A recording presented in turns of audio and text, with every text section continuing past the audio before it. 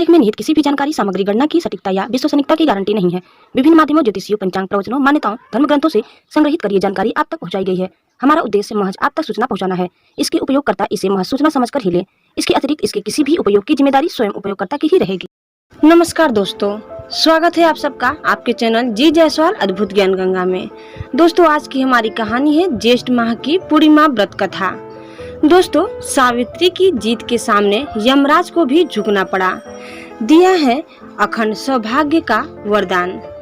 दोस्तों, धार्मिक मान्यताओं के अनुसार ज्येष्ठ माह की पूर्णिमा तिथि बेहद ही खास होती है और इसे वट सावित्री पूर्णिमा भी कहा जाता है। इस दिन महिलाएं अपने पति की लंबी उम्र के लिए व्रत करती हैं। आइए दोस्तों, हम आगे बढ़ते हैं और जानते हैं ज्येष्ठ माह की पूर्णिमा व्रत के बारे में। लेकिन आगे बढ़ने से पहले आप इस चैनल में नए हैं तो प्लीज इसे सब्सक्राइब कर ले। वीडियो को अंत तक देखिए। हमारा यह वीडियो आपको कैसा लगा कमेंट बॉक्स में जरूर बताइए। आइए अब हम आगे बढ़ते हैं। पंचांग के अनुसार इस साल ज्येष्ठ माह की पूर्णिमा तिथि 3 जून 2023 शनिवार के दिन पड़ी है और इस दिन वट सावित्री व्रत रखा जाता है। सुहागिनों के लिए यह दिन व व्रत बेहद ही महत्वपूर्ण माना गया है और कहते हैं कि इस व्रत को रखने से अखंड सौभाग्य का वरदान मिलता है। बता दें कि देश के कुछ हिस्सों में यह व्रत वट अमावस्या के दिन रखा जाता है और कहीं वट पूर्णिमा के दिन। दोनों ही व्रत में वट यानी बरगद के पेड़ का पूजन किया जाता है। लेकिन क्या आप जानते हैं कि इस व्रत के पीछे एक महत्वपूर्ण कथा छिपी हुई है।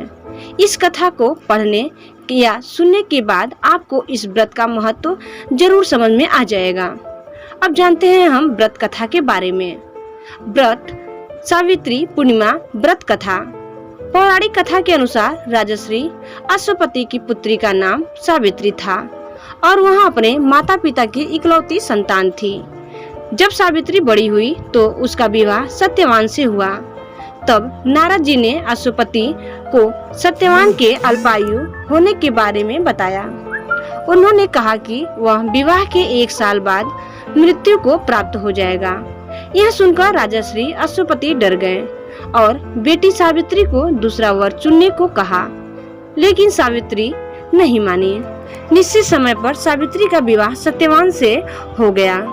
वह सत्यवान और उसके पिता माता के साथ जंगल में रहने लगी। सावित्री सत्यवान के लिए व्रत रखने लगी। भविष्यवाणी के अनुसार जब सत्यवान के जीवन का अंतिम दिन आया तो उस दिन सावित्री भी उसके साथ लकड़ी काटने वन गई। सत्यवान एक पेड़ पर चढ़ने लगे। तभी सिर में तेज दर्द हुआ। वे नीचे आकर बरगद के पेड़ के नीचे सावित्री के गोद में लेट गए।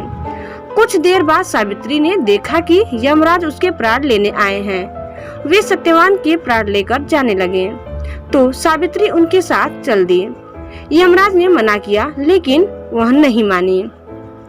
तब यमराज ने सावित्री से 3 वरदान मांगने को कहा और सावित्री ने सत्यवान के 100 पुत्रों की मां बनने का वरदान लिया। यमराज ने वरदान तो दे दिया, लेकिन सत्यवान के दोबारा जीवित होने पर ही यह वरदान फलित हो पाता। यमराज अपने वचन से बंधे हुए थे और उन्होंने सत्यवान के प्राण लौटा दिए। सत्यवान फिर से जीवित हो उठे। तब से सुहागन महिलाएं हर साल ज्येष्ठ पूर्णिमा के दिन वट पूर्णिमा व्रत रखती हैं ताकि उनके भी पति की लंबी आयु हो और सुखी दाम्पत्य जीवन का आशीर्वाद प्राप्त हो। दोस्तों, यहाँ दी गई सभी जानकारियाँ सामाजिक और धार्मिक आस्थाओं पर ही निर्धारित है। तो दोस्तों, आपको हमारा यह वीडियो कैसा लगा हमें कमेंट बॉक्स में जरूर बताइए और आप इस चैनल में नए हैं तो प्लीज इसे सब्सक्राइब करना न भूलें। धन्यवाद।